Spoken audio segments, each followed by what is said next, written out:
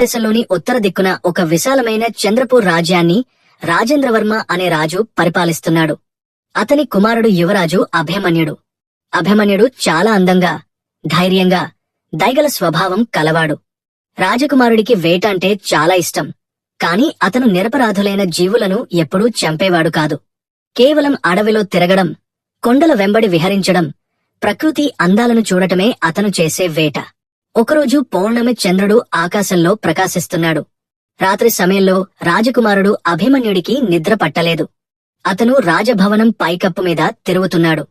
అప్పుడు ఆకాశంలో అతనికి ఒక అద్భుతమైన వెలుగు కనిపించింది. ఆ వెలుగు ఎంత మనోహరంగా ఉందంటే చూడగానే అభిమన్యుడి మనస్సు అక్కడే ఆగిపోయింది. ఆ వెలుగు నెమ్మదిగా రాజభవనం తోటవైపు కదులుతున్నట్లు కనిపించింది. అభిమన్యుడు వెంటనే మెట్లు దిగి తోటలోకి చేరుకున్నాడు. అక్కడ అతను చూసిన దృశ్యం తన జీవితంలో ఎప్పుడూ చూడలేదు. ఒక పెద్ద నెమలి తోట మధ్యలో ఉంది. ఆ నెమలి ఈకలలో 9 రంగులు ఉన్నాయి. కొన్ని ఎరుపు, కొన్ని నీలం, కొన్ని ఆకుపచ్చ, కొన్ని బంగారు రంగులు ఉన్నాయి. వెన్నెల ఆ ఈకలపై పడినప్పుడు ఇంద్రధనస్సు భూమిపైకి దిగి వస్తున్నట్లుగా ఉంది. రాజకుమారుడు అభిమన్యుడు ఆశ్చర్యంగా అక్కడే నిలబడిపోయాడు. అతను అంత అందమైన నెమలిని ఎప్పుడూ చూడలేదు. నెమలి కూడా రాజకుమారుడిని చూస్తూ నెమ్మదిగా తన ఈకలు విప్పి నాట్యం చేస్తోంది. ఇది చూసిన అభిమన్యుడు తన కళ్లతో చూసి తానే నమ్మలేకపోయాడు. నెమలి నృత్యం ఎంత మనోహరంగా ఉందంటే అభిమన్యుడి ఆనందం ఏదో తెలియని అనుభూతితో ఇది నిజామా అన్నట్లు చూస్తున్నాడు. ఇంతలో నెమలి ఆపై అకస్మాత్తుగా ఎగరడానికి సిద్ధమైంది. ఆ నెమలి వెళ్లిపోతోందని అభిమన్యుడికి అర్థమైంది. అతను వెంటనే ముందుకు వచ్చి నెమలిని పట్టుకోబోయాడు. కాని నెమలిని అందుకోలేక అభిమన్యుడు గట్టిగా అరిచాడు, ఆగు! ఎక్కడికి వెళ్తున్నావు? కాని నెమలి ఎగిరిపోయింది. మరుసటి రోజు ఉదయం రాజకుమారుడు అభిమన్యుడు తన తండ్రిని కలిశాడు. రాజుకు రాత్రి జరిగిన సంఘటన అంతా చెప్పాడు. రాజు విని, కుమారా, ఇది ఏదైనా దైవ సంకేతం కావచ్చు. కాని నువ్వు ఎక్కడని వెతుకుతావు? కావున నీ ప్రయత్నము విరమించుకో కుమారా అన్నాడు. కాని అభిమన్యుడి మనస్సు మాత్రం ఆ నెమలిపైనే నిలిచిపోయింది. అతను తండ్రితో, నాన్నగారు, నేను ఆ నెమలిని మరోసారి చూడాలి. అది నాకు ఏదో చాలా విచిత్రంగా కనిపించింది. మీరు దయచేసి నన్ను వెళ్లడానికి అనుమతించండి. కొడుకు మనస్సు చాలా కలవరపడుతోందని రాజు గమనించాడు. అతను ఒప్పుకుని, సరే కుమారా, వెళ్ళు అన్నాడు. కాని జాగ్రత్తగా ఉండు, త్వరగా తిరిగిరా. యువరాజు అభిమన్యుడు తన గుర్రాన్ని సిద్ధం చేసుకున్నాడు. అతను తెల్లవారుజామునే బయలుదేరాడు. ఆ 9 రంగుల నెమలిని మరోసారి చూడాలనే ఉత్సాహంతో ఉన్నాడు. నెమలి వచ్చిన తోట నుండి ప్రారంభించాడు. అక్కడ నెమలి ఈకల కొన్ని గుర్తులు కనిపించాయి. వాటిని చూస్తూ దట్టమైన మార్గం గుండా గుర్రంపై ప్రయాణిస్తున్నాడు. కొంత దూరం వెళ్లగా దారిలో ఒక ముసలి వ్యక్తి గొర్రెలను చూసుకుంటూ ఉన్నాడు. అభిమన్యుడు అతన్ని అడిగాడు, తాత, మీరు ఎక్కడైనా 9 రంగుల నెమలిని చూశారా? ముసలివాడు నవ్వి, నాయనా, 9 రంగుల నెమలిని నేనెప్పుడూ చూడలేదు. కాని దక్షిణ దిశలో ఒక దట్టమైన అడవి ఉంది. అక్కడ వింత జీవులు ఉంటాయి. ఒకవేళ నీ నెమలి అటువైపు వెళ్లి ఉండవచ్చు. అభిమన్యుడు ముసలివానికి ధన్యవాదాలు తెలిపి దక్షిణ దిక్కుగా గుర్రంపై ప్రయాణిస్తున్నాడు. 2 రోజులు గడిచిన తరువాత అతను దట్టమైన అడవికి చేరుకున్నాడు. అక్కడ ఎత్తైన చెట్లు ఉండటం వల్ల సూర్యరశ్మి కూడా కష్టంగా వచ్చేది.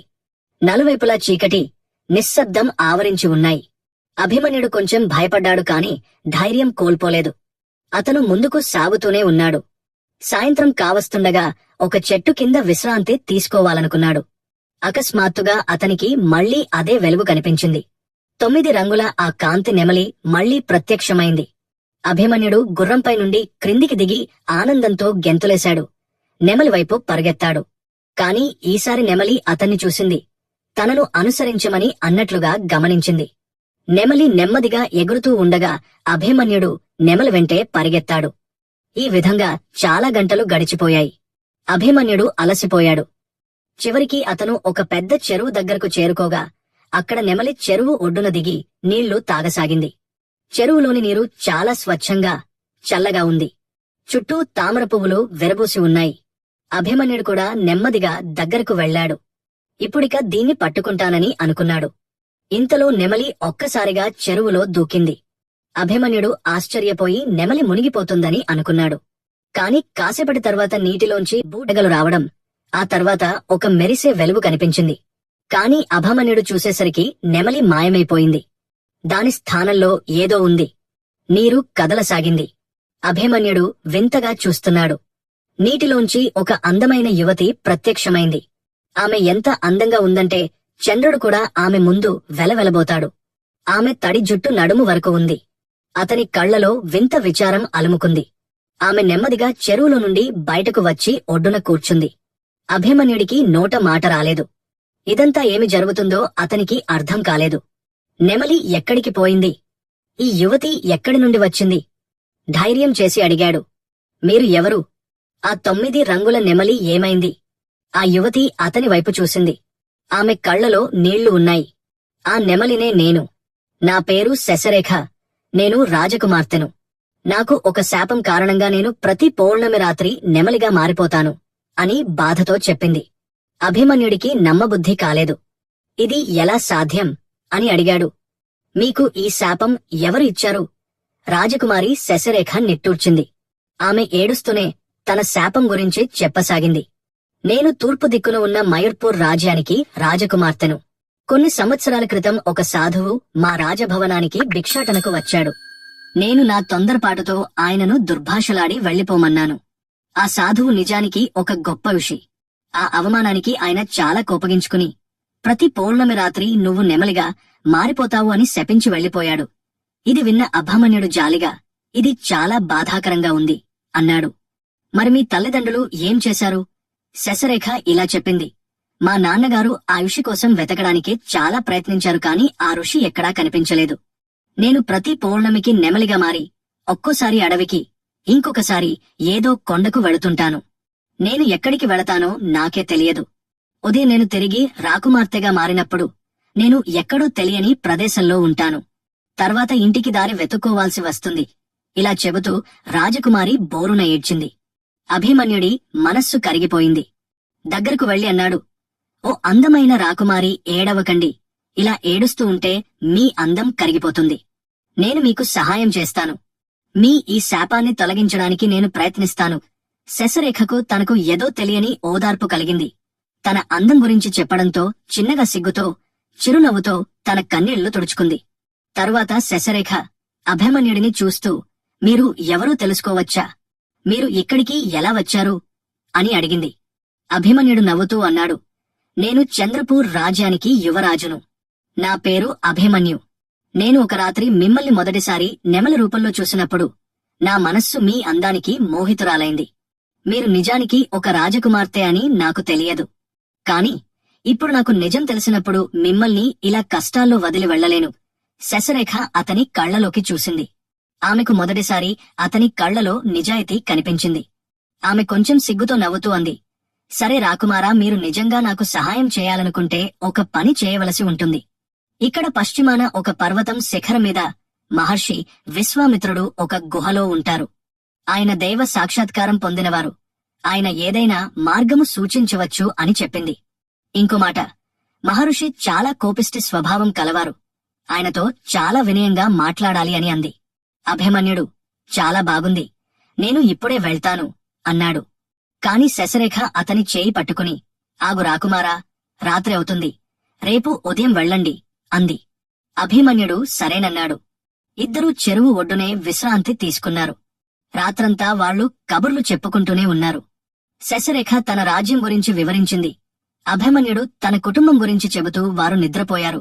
తెల్లవారగానే ఇద్దరూ లేచారు. అభిమన్యుడు వెళ్లడానికి సిద్ధమవుతుండగా శశరేఖ, నేను కూడా మీతో వస్తాను అంది. అభిమన్యుడు, మీరు మీ రాజ్యానికి వెళ్లరా అని అడిగాడు. శశరేఖ నవ్వుతూ, చింతించకండి, మా నాన్నగారికి అలవాటైపోయింది. పౌర్ణమి తర్వాత నేను కొన్ని రోజులు ఆలస్యంగా వస్తానని ఆయనకు తెలుసు అని అంది. శశరేఖ, అభిమన్యుడు కొద్ది దూరం నడిచారు. దారిలో అభిమన్యుడు తన గుర్రాన్ని పిలిచాడు. గుర్రం దూరం నుండి పరిగెత్తుకుంటూ వచ్చింది. శశరేఖ నవ్వుతూ, మీ గుర్రం చాలా తెలివైనది కదా అంది. అభిమన్యుడు నవ్వుతూ, ఇది నా మంచి స్నేహితురాలు, దీని పేరు వాయువు అన్నాడు. శశరేఖ వాయువు మెడ నిమిరింది. గుర్రం సంతోషంగా నిలువెల్లా వణికిపోయింది. అభిమన్యుడు, బహుశా వాయువుకు మీరు నచ్చినట్లున్నారు అన్నాడు. ఇద్దరూ గుర్రంపై పర్వతం వైపు వెళ్లసాగారు. దారిలో ఒక చిన్న నది కనిపించింది. అక్కడ నీళ్లు తాగడానికి ఆగారు. అప్పుడు అకస్మాత్తుగా పొదల్లోంచి ఒక ఎలుగుబంటి బయటకు వచ్చింది.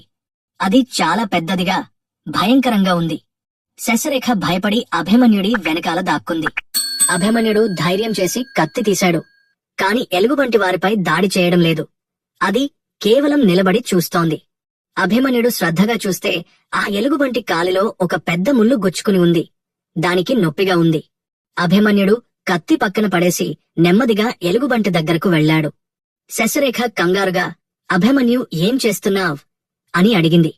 అభిమన్యుడు నవ్వి, ఇది మనకు హాని చేయదు, ఇది బాధతో ఉంది అన్నాడు. అభిమన్యుడు చాలా జాగ్రత్తగా ఎలుగుబంటి కాలిలో నుండి ముల్లు తీశాడు. ఎలుగుబంటి నొప్పిగా అరిచింది. కాని తర్వాత ఉపశమనం పొందింది. అది అభిమన్యుడిని నిశితంగా చూసి తర్వాత తన తలను అతని కాళ్లపై పెట్టింది. బహుశా ధన్యవాదాలు చెబుతున్నట్లుంది. శశరేఖ నవ్వుతూ, నువ్వు చాలా దయగలవాడివి అభిమన్యు అంది. అభిమన్యుడు, ప్రతి జీవికి దయ, ప్రేమ అవసరం. ఈ ఎలుగుబంటి కూడా మనలాంటి ప్రాణే అన్నాడు. ఎలుగుబంటి తిరిగి అడవిలోకి వెళ్లిపోయింది. ఇద్దరూ ముందుకు వెళ్లారు. సాయంత్రానికి ఆ పర్వతం అడుగు భాగానికి చేరుకున్నారు. ఇప్పుడు వాళ్లు మహర్షి విశ్వామిత్రుడి గుహ ఉన్న పర్వతం ఎక్కాలి. పర్వతం ఎక్కడం చాలా కష్టంగా ఉంది. దారి రాళ్లు రప్పలతో గతుకులుగా ఉంది. అభిమన్యుడు ముందు నడుస్తుండగా శశరేఖ అతని వెనకాల నడుస్తోంది. చాలాసార్లు శశరేఖ కాలు జారింది. వెంటనే అభిమన్యుడు ఆమె చేయి పట్టుకున్నాడు. శశరేఖ సిగ్గుతో నవ్వుకుంది. 2 గంటల కష్టమైన ప్రయాణం తర్వాత ఇద్దరూ గుహ దగ్గరకు చేరుకున్నారు. గుహ బయట ఒక ముసలి సింహం కూర్చుని ఉంది. దాని కళ్లలో తేజస్సు ఉంది. సింహం గర్జిస్తూ, మీరిద్దరూ ఎవరు? మహర్షిని కలవడానికి వచ్చారా అని అడిగింది. అభిమన్యుడు వినయంగా, అవును మహారాజా, మేము చాలా కష్టాల్లో ఉన్నాం. దయచేసి మహర్షిని కలవడానికి అనుమతించండి అన్నాడు. సింహం వారిని పైనుండి కింది వరకు చూసి, సరే కాని ఒక విషయం గుర్తుంచుకోండి. మహర్షి ఈ సమయంలో ధ్యానంలో ఉన్నారు. నెమ్మదిగా లోపలికి వెళ్ళండి అంది. ఇద్దరూ గుహలోకి ప్రవేశించారు. గుహ లోపల కొద్దిపాటి వెలుతురు ఉంది. గుహ అంతటా పొడి వాసన వ్యాపించింది. మహర్షి విశ్వామిత్రుడు మధ్యలో ఒక ఆసనంపై కూర్చున్నాడు. అతనికి పొడవైన తెల్లటి గడ్డం ఉంది. కళ్ళు మూసుకుని ఉన్నాయి. అభిమన్యుడు, శశరేఖ దూరం నుండి నమస్కరించారు. కొంత సమయం తరువాత మహర్షి కళ్ళు తెరిచాడు. అతని కళ్లలో అద్భుతమైన తేజస్సు ఉంది. మీకు ఏమి కావాలి అని వారిని అడిగాడు. శశరేఖకి శాపం గురించి అభిమన్యుడు వివరించాడు. మహర్షి శ్రద్ధగా విన్నాడు. అప్పుడు, ఓ, నాకు తెలుసు. మహర్షి దుర్వాసుడు స్వభావరీత్యా చాలా కోపంగా ఉంటాడు. కాని అతని శాపం అబద్ధం కాదు.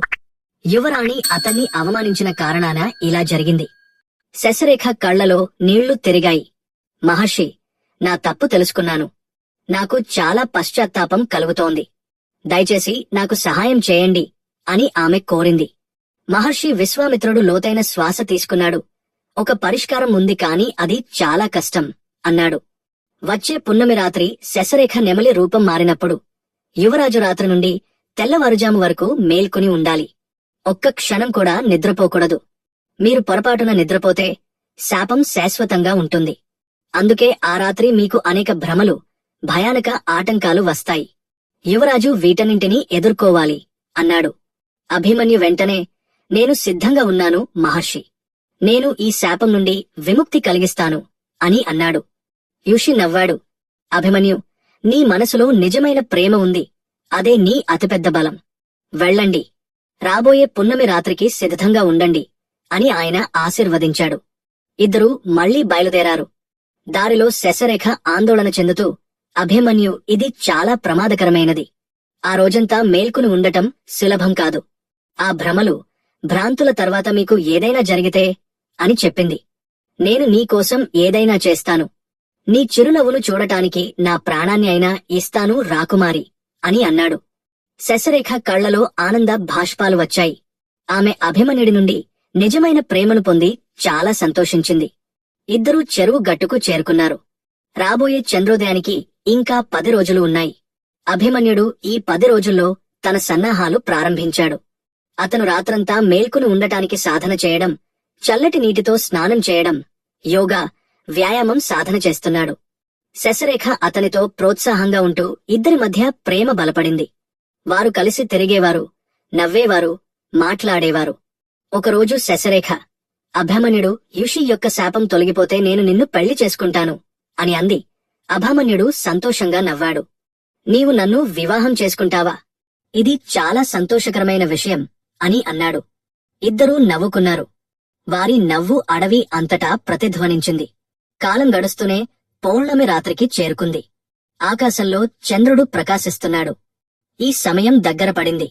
నేను కొన్ని క్షణాల్లో నెమలిగా మారబోతున్నాను అని శశరేఖ అభిమన్యుడితో అంది.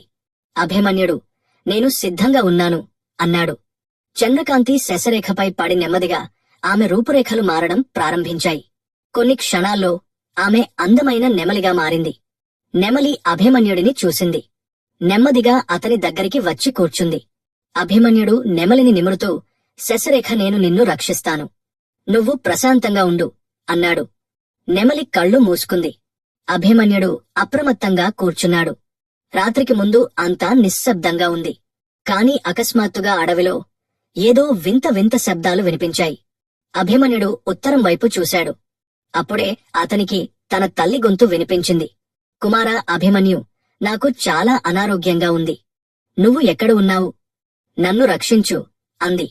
అభిమన్యుడి గుండె వేగంగా కొట్టుకోవడం ప్రారంభించింది. కాని వెంటనే అతనికి మహర్షి చెప్పిన మాటలు గుర్తుకు వచ్చాయి. అతను తనను తాను అదుపులో ఉంచుకుని కూర్చున్నాడు. స్వరం మరింత పెరిగింది. కుమారా అభిమన్యు. కాని అభిమన్యుడు కదలలేదు. నెమ్మదిగా ఆ స్వరం మాయాజాలంగా మారింది. రెండవ జాములో అకస్మాత్తుగా బలమైన గాలి వీచడం ప్రారంభమైంది. నది ఒడ్డున దుమ్ము పైకి లేవడం ప్రారంభమైంది. కళ్లలో దుమ్ము పడటం వలన అభిమన్యు ఏమీ చూడలేకపోయాడు. కాని అతను ఇరుకైన కళ్లతో నెమలివైపు చూస్తున్నాడు. అప్పుడే గాలితో పాటు ఒక పెద్ద రాక్షసుడు కనిపించాడు. అతని కళ్ళు ఎర్రగా ఉన్నాయి. అతను గర్జిస్తూ, నేను ఈ నెమలిని చంపి తింటాను అన్నాడు. అభిమన్యు వెంటనే కత్తిని తీసుకుని అతనిని ఎదుర్కొన్నాడు. నన్ను చంపిన తర్వాతే నువ్వు తినగలవు అని ధైర్యంగా అన్నాడు. ఆ రాక్షసుడు నవ్వుతూ అభిమన్యుడిపై దాడి చేశాడు. అభిమన్యు ధైర్యంగా అతనితో పోరాడాడు. కత్తితో దాడి చేశాడు. పిడికిలితో పొడిచాడు. పోరాటం చాలా భయంకరమైనది. కాని చివరికి అభిమన్యుడు రాక్షసుడిని ఓడించాడు. రాక్షసుడు గట్టిగా నవ్వి వెళ్లిపోయాడు. ఇది కూడా ఒక భ్రమ. మూడవ జాములో అతిపెద్ద పరీక్ష వచ్చింది. అకస్మాత్తుగా చాలా అందమైన సంగీతం, నీలిరంగు నేపథ్యంతో చాలామంది అప్సరసలు నృత్యం చేయడానికి వచ్చారు. వారి నృత్యం ఎంత అందంగా ఉందో చూసి అభిమన్యు కళ్ళు బరువెక్కుతున్నాయి. మధురమైన స్వరంతో అప్సరసలు, ఓ రాకుమార, మాతో వచ్చి నృత్యం చేస్తూ కొంత విశ్రాంతి తీసుకో, మీరు ఎంతసేపు మేల్కొని ఉంటారు అని అన్నారు. అభిమన్యుడికి నిద్ర రావడం ప్రారంభమైంది. అతని కళ్ళు మూసుకుపోతున్నాయి. కాని అతను నెమలి వైపు చూశాడు. నెమిలి కళ్ళు నీలంగా ఉన్నాయి. ఓడిపోవద్దని అభిమన్యుడితో చెబుతున్నట్లుంది. ఇది చూసి అభిమన్యుడు మళ్లీ ఉత్సాహంగా ఉన్నాడు. అతను తన చెంపను గట్టిగా కొట్టుకున్నాడు. లేదు, నేను నిద్రపోకూడదు. అప్సరసలు మాయాజాలంగా మారాయి. 4వ జాము అంటే చివరి జాములో చాలా కష్టమైన సమయాలు. అభిమన్యుడు చాలా అలసిపోయాడు. అతని కళ్ళు ఎర్రగా మారాయి. కాని అతను ధైర్యం కోల్పోలేదు.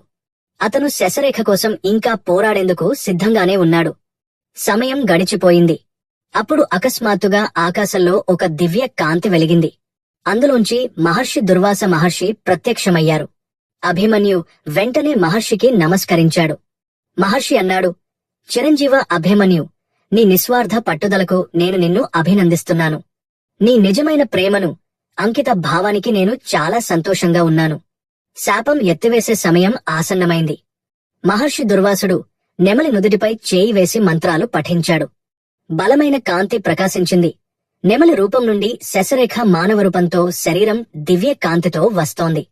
శాపం పూర్తిగా తొలగిపోయింది. శశరేఖ అభిమన్యు వైపు చూసింది. ఆమె కళ్ల నుండి ఆనంద భాష్పాలు వచ్చాయి. అభిమన్యు కూడా ఎంతో ఆనందంతో ఇద్దరూ ఒకరినొకరు కోగిలించుకున్నారు. మహర్షి దుర్వాసుడు నవ్వాడు. మీ ఇద్దరికీ నా ఆశీస్సులు. మీరిద్దరూ వివాహం చేసుకోండి. ఎల్లప్పుడూ సంతోషంగా ఉండండి అని వారిని ఆశీర్వదించి మహర్షి అదృశ్యమైనారు. ఉదయపు మొదటి కిరణాలు ఉదయించాయి. నది ఒడ్డున పక్షులు, పువ్వులు కనిపించాయి. అడవిలో ఆనందం నెలకొంది. కొన్ని రోజుల తర్వాత అభిమన్యు, శశరేఖల వివాహం ఇరు పక్షాల తల్లిదండ్రుల సమక్షంలో ఘనంగా జరిగింది. రెండు రాజ్యాల ప్రజలలో ఆనందం వెల్లివిరిసింది. రాజ్యంలో వేడుకలు జరిగాయి. రంగుల నెమలి యొక్క అద్భుతమైన కథ ఇలా ముగిసింది. ఈ కథ మీకు ఎలా అనిపించిందో కామెంట్ చేసి తప్పకుండా చెప్పండి. అలాగే ఒక లైక్ కూడా చేయండి. మీరు ఈ ఛానల్ కి కొత్తగా వస్తే ఈ ఛానల్ ని తప్పకుండా సబ్స్క్రైబ్ చేసుకోండి. తద్వారా ఇలాంటి కథలు ఎప్పటికప్పుడు వినడానికి మీకు అందుబాటులో ఉంటాయి. ధన్యవాదాలు.